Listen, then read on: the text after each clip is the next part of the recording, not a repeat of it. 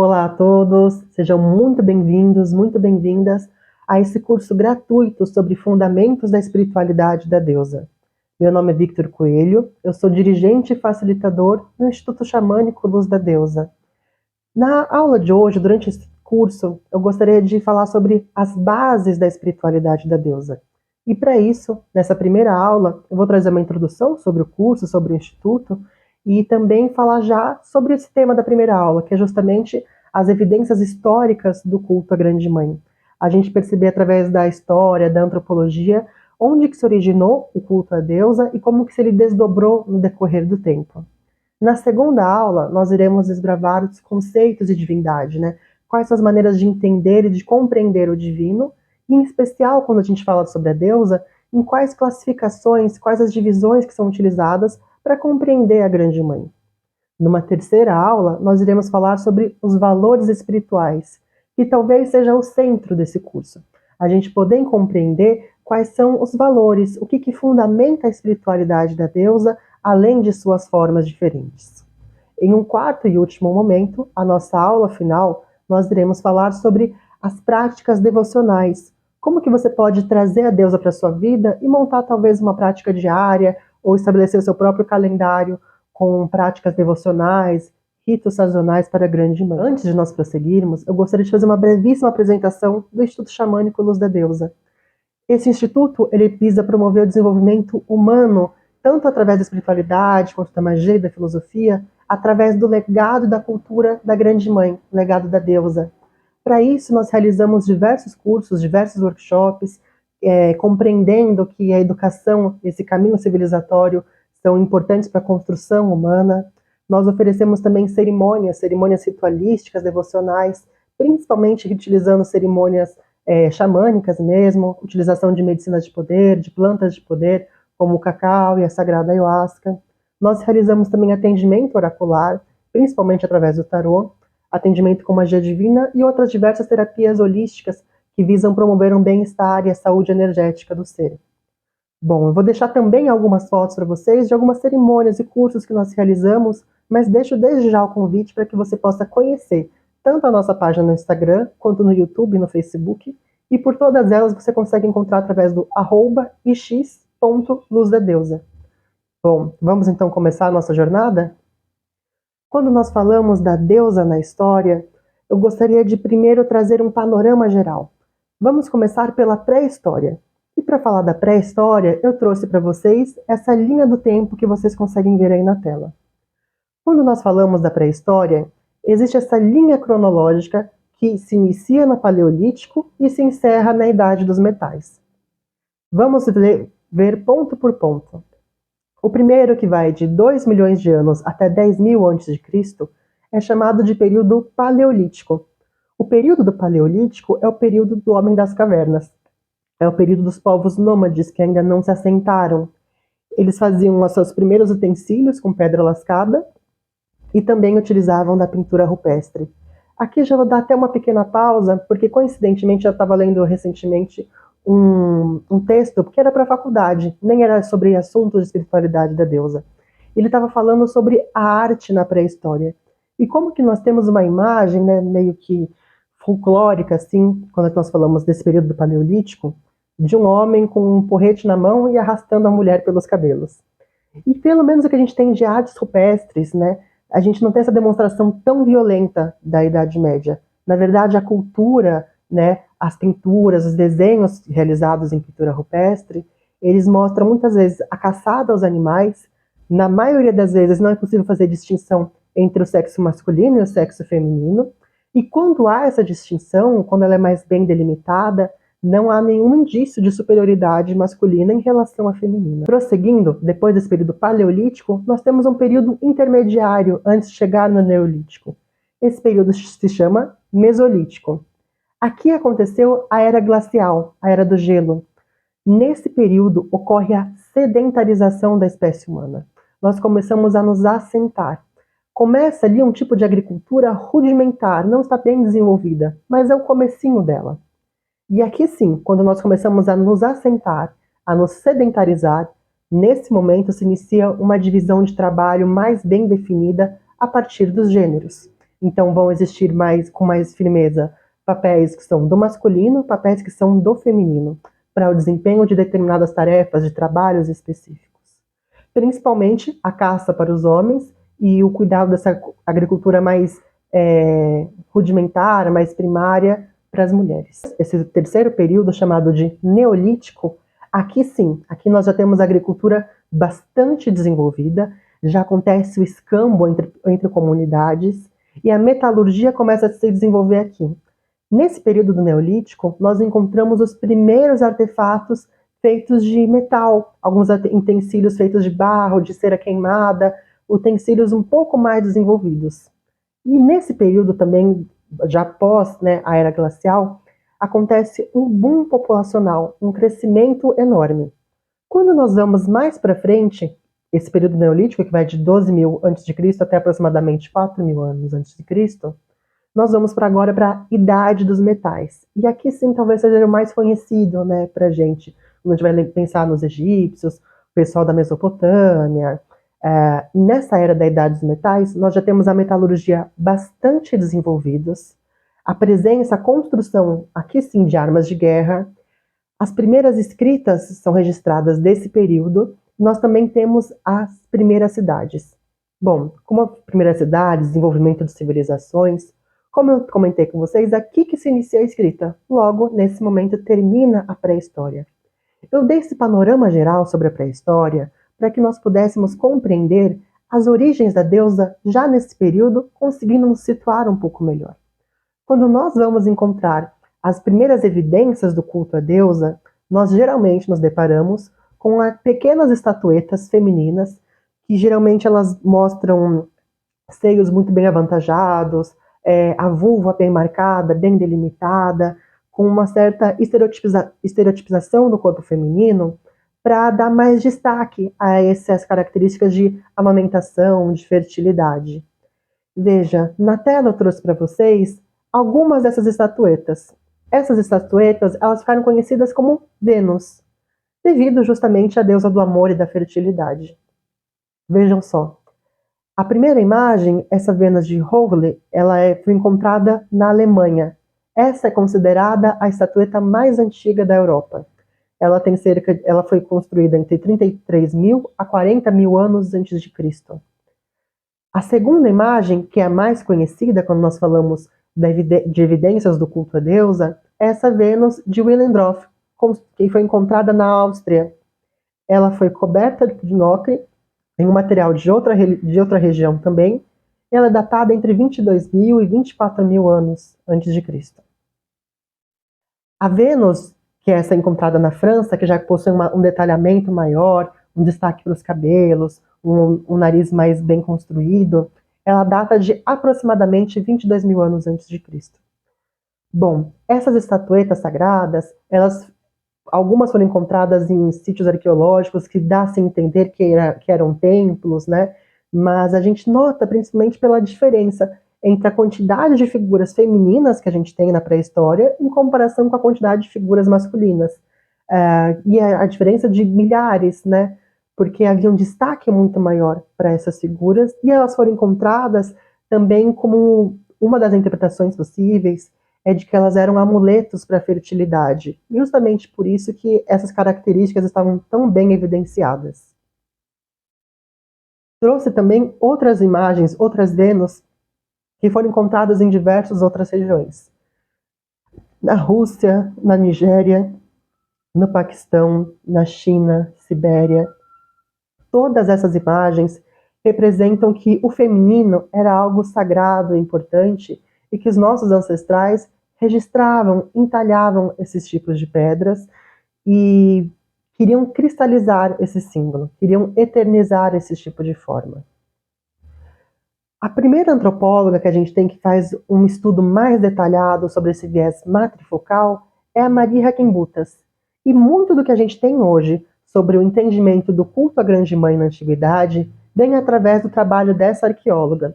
E é muito importante ressaltar isso, porque às vezes nós temos o objeto de estudo da arqueologia, mas colocamos um olhar machista sobre ele.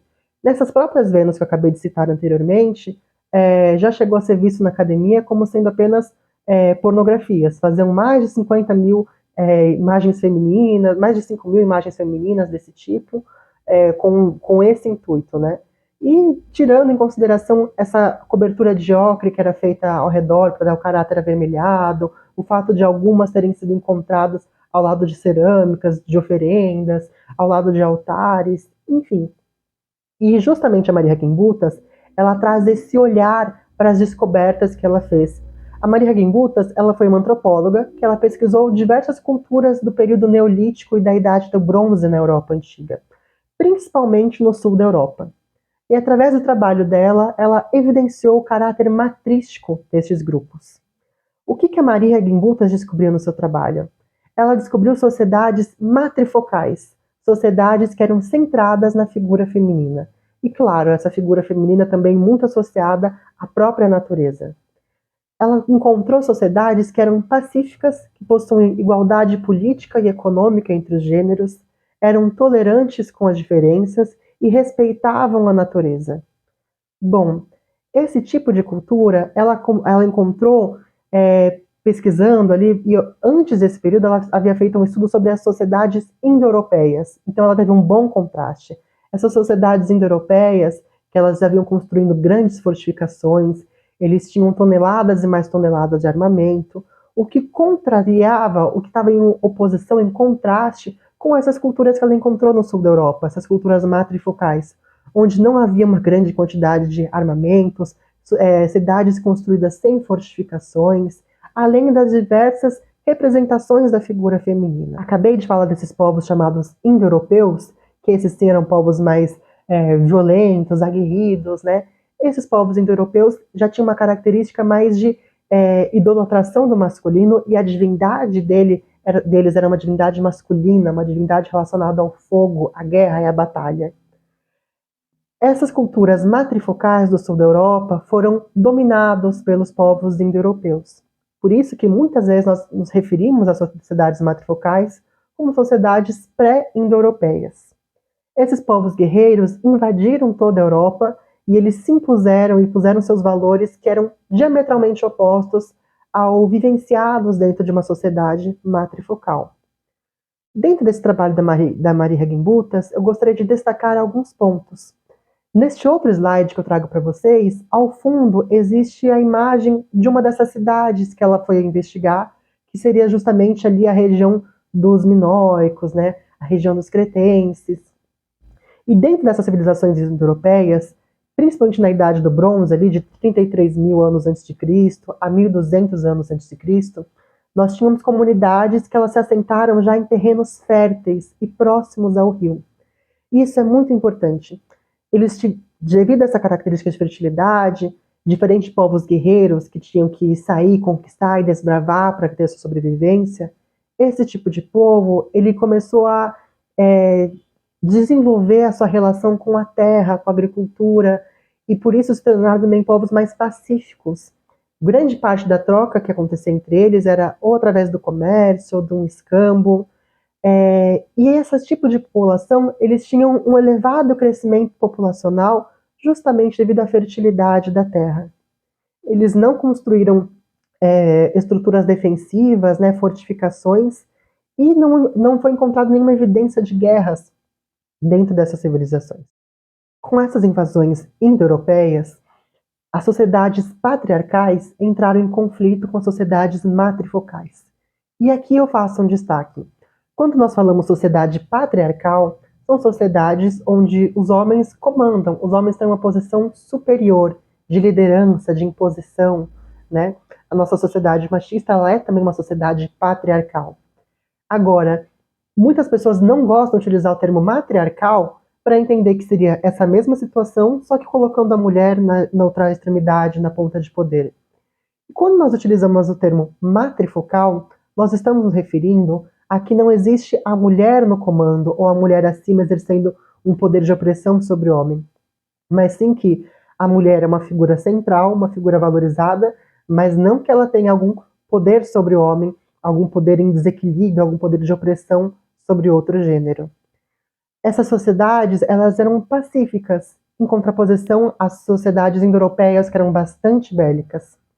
As sociedades pré-indo-europeias, elas eram extremamente hierarquizadas, enquanto as sociedades da cultura da deusa, as sociedades matrifocais, elas possuem um caráter mais horizontal, elas tendem a ser mais igualitárias. Percebemos que a deusa, ela sobreviveu em todas as culturas.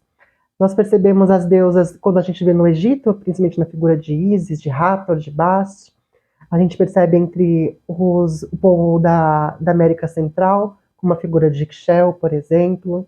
Nós vamos encontrar as deusas gregas, deusas romanas, uma figura feminina dentro do budismo, como é o caso de Kuan Yin.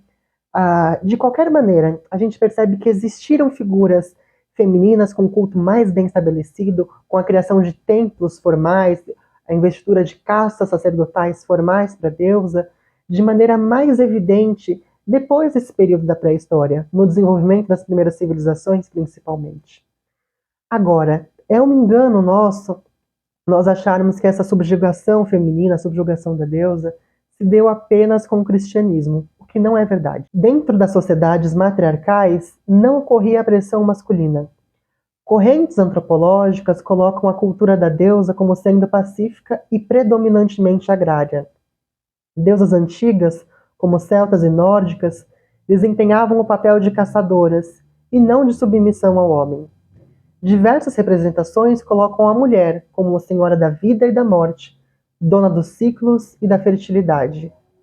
Ocorre que em algum momento, em nível global, houve a supressão do matrifocal para o patriforcal, antes mesmo do cristianismo. Essas sociedades matrifocais, como eu falei anteriormente, elas foram gradualmente, a partir das invasões indo-europeias, cada vez mais acentuando a questão do poder do masculino sobre a divindade feminina e sobre o corpo da mulher.